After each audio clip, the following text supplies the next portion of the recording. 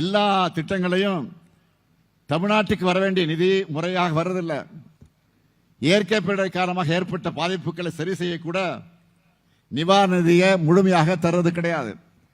ஏன் இப்போ பள்ளி மாணவியருடைய படிப்புக்காக தர வேண்டிய நிதியை கூட தரல.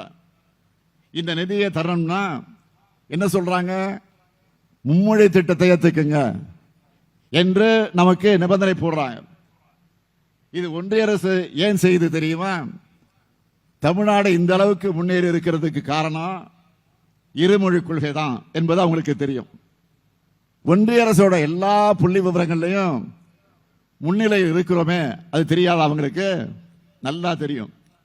தெரிஞ்சு ஏன் பண்றாங்க? தமிழ்நாட்டோட வளர்ச்சி, தமிழோட தனித்துவம் சிலருடைய கண்களை உறுத்துது, அதனால் இப்படி பண்றாங்க.